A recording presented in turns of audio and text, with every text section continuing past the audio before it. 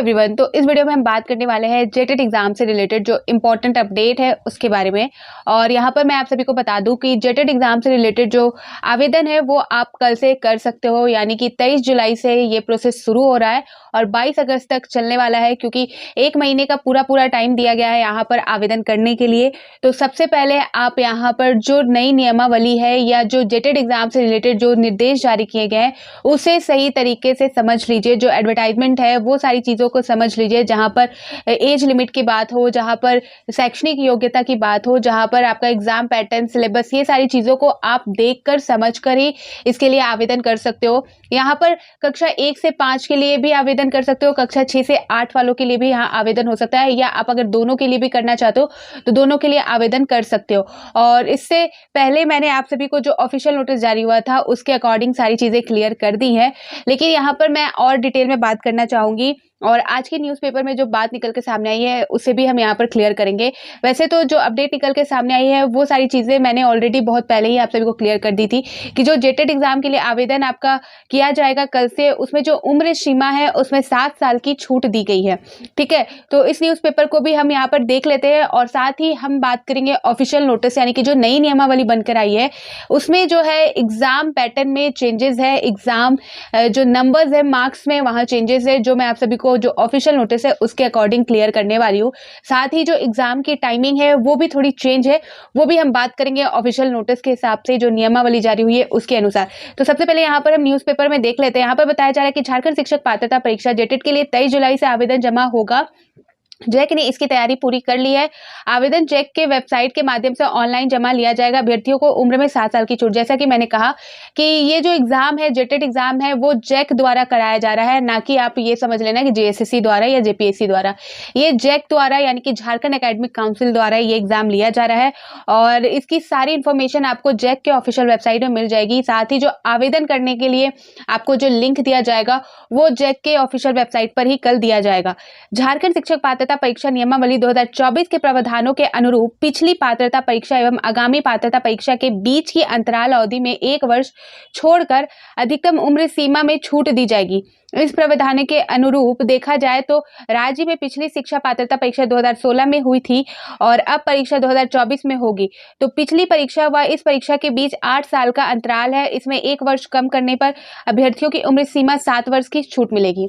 तो यहाँ पर बताया गया था जो नई नियमावली है उसमें आई थी अपडेट कि जो इससे पहले जो शिक्षक पात्रता परीक्षा हुई थी यानी कि 2016 में और अभी 2024 में होने वाली है, इसके बीच का जो अंतराल था उसमें 1 वर्ष को घटा दिया जाए, यानी कि इसका बीच का अंतराल 8 साल का होता है। 8 साल में से 1 साल आप लॉस करोगे तो यहाँ पर आपके पास 7 साल का यहाँ पर छूट मिलता है।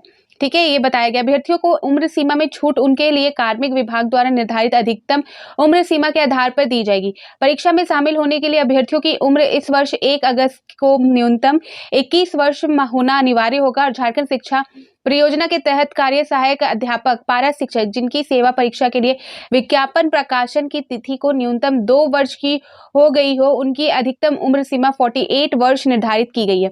ठीक है, तो यहाँ पर जो मिनिमम है वो 21 और जो मैक्सिमम है वो 58 वर्ष यहाँ पर बताया जा रहा है। कक्षा 1 से 5 व 6 से 8 के लिए अलग अलग परीक्षा ली जाएगी। ठीक है, यहाँ पर जो कक्षा यानी कि आप सभी को पता है कि कक्षा 1 से 5 के लिए भी आवेदन है और कक्षा 6 से 8 वालों का भी आवेदन है, आप दोनों के लिए भी अप्लाई कर सकते हो। ठीक है, यहाँ पर मैंने आपको बताया और दोनों की जो परीक्षा है कक्षा 1 से 5 वालों की भी परीक्षा अलग से ली जाएगी और कक्षा 6 से 8 वालों की परीक्षा अलग से ली जाएगी। तो अगर आप दोनों के लिए भी अप्लाई करते हो तो आपको कोई दिक्कत होने वाला नहीं है। यहाँ पर बताया जा रहा है अनुसूचित जाति, अनुसूचित जनजाति, पिछड़ा वर्ग, अत्यंत पिछड़ा वर्ग व दिव्यांग कोटि के अभ्यर्थियों को निर्धारित शैक्षणिक योग्यता के न्यूनतम प्राप्तांक में 5% की छूट दी जाएगी। तो यहाँ पर जो है 5% की छूट यहाँ पर दी जाएगी। जो आपका अनुसूचित जाति है, एसटी, एससी, पिछड़ा वर्ग, अत्यंत पिछड़ा वर्ग और दिव्यांग कोटि के अभ्यर्थियों को, यानी कि BC1, BC2 और दिव्यांग कैटेगरी में जो आते हैं उनको यहाँ पर 5% की छूट दी जाएगी। OMR शीट की फिर से नहीं होगी जांच। यहाँ पर बताया जाएगा परीक्षा OMR शीट में ली जाएगी। परीक्षा में सभी विषयों के प्रश्न वास्तुनिक एवं बहुविकल्पीय होंगे। परीक्षा फल प्रकाशन के बाद OMR कि फिर से जांच नहीं की जाएगी, ना ही इस संबंध में किसी प्रकार के आवेदन पर विचार किया जाएगा। तो जैसे कि आप सभी ने देखा होगा कि कुछ भी प्रॉब्लम होती है तो फिर से अपील की जाती है कि ओएमआर शीट को फिर से जांच की जाए। तो यहाँ पर इन्होंने पहले ही क्लियर किया है कि जो क्वेश्चन होगा वो तो आपका जो ऑब्जेक्टिव टाइप क्वेश्चन होगा, जिसमें 4 ऑप्शन होते हैं, एक ऑप्शन आपको चूज करना होता है, सही जो आंसर है उसे वहां पर टिक मार्क करना होता है। ओएमआर शीट में आपको पता है जो गोला भरने का प्रोसेस होता है वो एग्जाम होनी है, और अगर परीक्षा फल यानी कि रिजल्ट अगर अनाउंस कर दिया गया तो उसके बाद किसी भी हालत में जो है ओएमआर शीट की जांच नहीं की जाएगी। इसके लिए पहले ही बता दिया गया है। ठीक है, प्रत्येक विषय में लाना होगा पास मार्क। तो यहाँ पर मार्क्स को लेकर भी बात कही गई है और इसे हम ऑफिशियल नोटिस में भी देखेंगे। यहाँ पर बताया जा रहा है कि परीक्षा में अभ्यर्थियों को सभी विषय में अलग अलग पास मार्क लाना होगा। सामान्य वर्ग के अभ्यर्थियों के लिए प्रत्येक खंड में न्यूनतम 40% अंक लाना होगा, अनिवार्य होगा। ठीक है, आर्थिक रूप से कमजोर वर्ग, अत्यंत पिछड़ा वर्ग के अभ्यर्थियों के लिए तो यहाँ पर 35% व अनुसूचित जाति, अनुसूचित जनजाति व दिव्यांग वर्ग के अभ्यर्थियों के लिए न्यूनतम अंक 30% निर्धारित किया जाएगा। ठीक है, तो यहाँ पर जो है मार्क्स को लेके जो चेंजेस हुए हैं वो भी मैं आप सभी को बताने वाली हूँ। तो चलिए हम जाते हैं अब ऑफिशियल नोटिस पर कि उसमें जो चेंजेस है, इंपॉर्टेंट चेंजेस, वो सारी चीज़ें देखेंगे। ऑलरेडी मैंने बता दिया था जैसे ही नियमावली जारी हुई थी 15/6/2024 को, यानी कि जून महीने में जो नियमावली है 2024 की नई नियमावली संशोधित होकर जो जारी हुई थी उसके बारे में मैंने डिस्कस किया है, जो मैंने है डिटेल में डिस्कस किया था, और उसकी जो लिंक है मैं डिस्क्रिप्शन में भी प्रोवाइड कर दूंगी।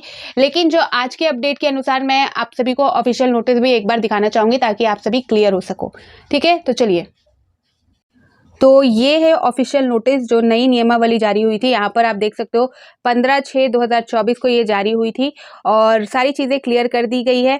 यहाँ पर जो झारखंड शिक्षक पात्रता है ये द्वितीय संशोधन नियमावली 2024 कही जाएगी। ठीक है, 2019 में इसे फिर से संशोधित किया गया था और उसके बाद अभी 2024 में इसे संशोधित करके लाया गया है। तो यहाँ पर हम जाएंगे, जो आपका सारी चीज़ें योग्यता वगैरह मैंने सारी क्लियर कर दी है। आप चाहो तो ऑफिशियल नोटिस के अनुसार भी आप देख के समझ सकते हो। अगर आपको फिर भी अगर क्लियर नहीं है तो आप कमेंट सेक्शन में बता सकते हो, मैं क्लियर कर दूंगी। ठीक है, तो जो बात कही गई है एज लिमिट की, तो एज लिमिट वाला हम लोग सेक्शन देख लेते हैं कि क्या है इसमें, जो नियमावली निकल कर सामने आई है उसमें क्या प्रावधान है।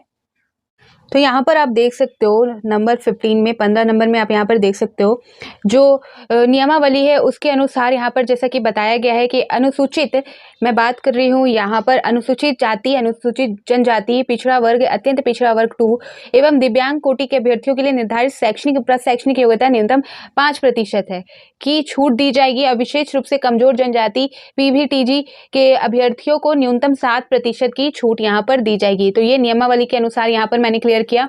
अब आगे यहाँ पर बात करते हैं, जो आपका नई नियमावली है उसके अनुरूप यहाँ पर आगे देखेंगे कि जो एज लिमिट है, यहाँ पर आप देख सकते हो 17 नंबर में कि एज लिमिट जो है सिर्फ यहाँ पर जो 2019 की जो संशोधन होकर आई थी उसको फिर जो यहाँ पर संशोधित किया गया है उसके अनुसार जो एज लिमिट है वो 21 वर्ष रखी गई है। और यहाँ पर डेट है 1 अगस्त से इसे बोला गया है अभ्यर्थियों की न्यूनतम आयु जो है 21 वर्ष होगी।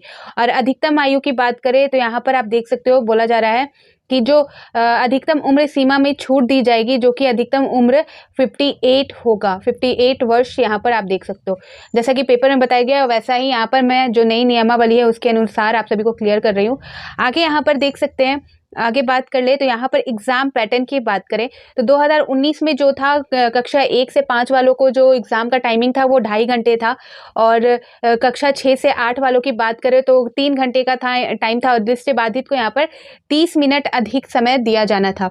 लेकिन इसे संशोधित करके जो एग्जाम की टाइमिंग है वो इस तरह से यहाँ पर आई है कि कक्षा 1 से 5 वालों का भी टाइमिंग सेम है और कक्षा 6 से 8 वालों का भी जो एग्जाम का टाइमिंग है वो सेम रहेगा। यहाँ पर देख सकते हो 2.5 घंटे कक्षा 1 से 5 वालों को भी मिलने वाला है और 2.5 घंटे कक्षा 6 से 8 वालों को भी मिलने वाला है। और जो दृष्टिबाधित है उनको एग्जाम के, जैसे कि अगर वो कक्षा 1 से 5 वाला एग्जाम दे रहे हैं तो उनको 2.5 घंटे तो मिलेंगे और साथ ही प्लस 30 घंटे एक्स्ट्रा यहाँ पर उनको दिया जाएगा।